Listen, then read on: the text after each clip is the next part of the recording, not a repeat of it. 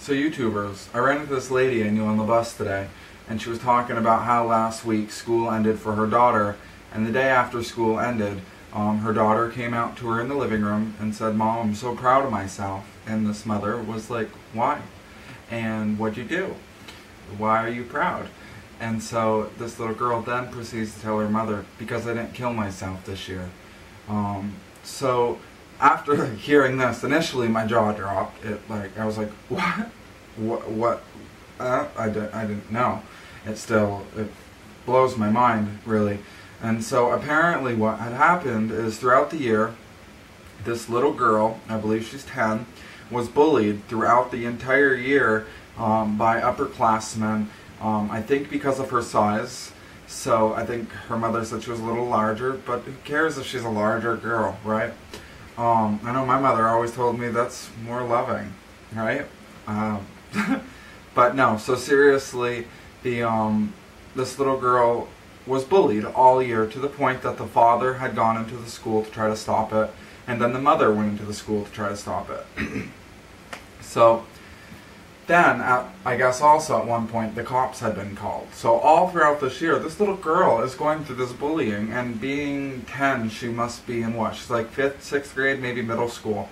So it's now school ends, and this little girl goes out and tells her mother, "I didn't kill myself this year, and I'm proud of myself." Now that really says a lot about our society, that this little girl's proudest moment this year is being done in school, because the bullying ends when she's out of school. The bullying ends, she doesn't have to worry about dying. That is sad. That breaks my heart. Like, it makes me want to cry. That our society, not just as Americans, but throughout the entire world, we're very vicious people. And in the end of it all boils down to that we're all humans. Every one of us are. And, you know, we all have our differences. Just accept them. You don't have to be mean. I just cannot imagine what this little girl's mother or her father would have felt if they had gone into her room one of these mornings and she was hanging in her closet, or she had shot herself. Now, I know I'm treading on thin water here because I did do this to my father, and I do remember one of my darkest memories is of my father downstairs in the living room in the moments after I shot myself, screaming, "Don't let my son die. God, don't let my son die." Now, my father is a very godless man. He has no belief in religion. But yet, he was praying to a God that he doesn't believe in to save his son.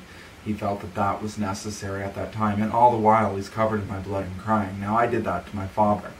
Now, I cannot imagine what he was feeling on the inside. I saw what he was manifesting verbally and what his body was physically doing. But inside, he must have been a wreck.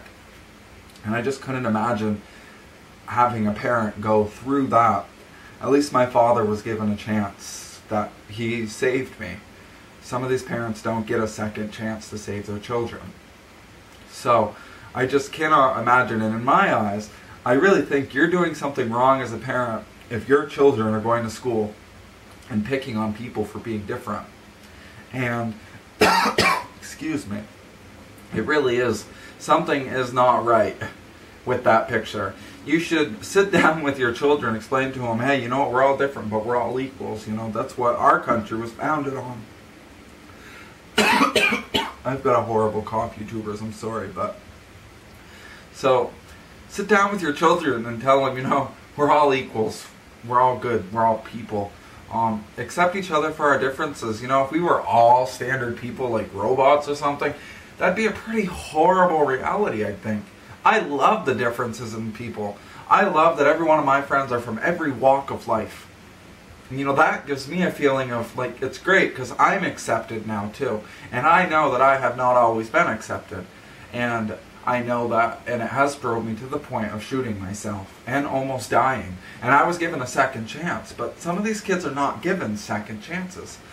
And it just amazes me that people just don't realize that their words really have enough power that they could end someone else's life.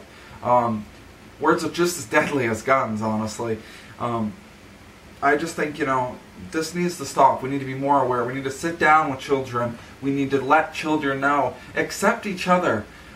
Instead of calling your African American neighbor a nigger, sit down with them and be like, your skin color is different, but that's cool.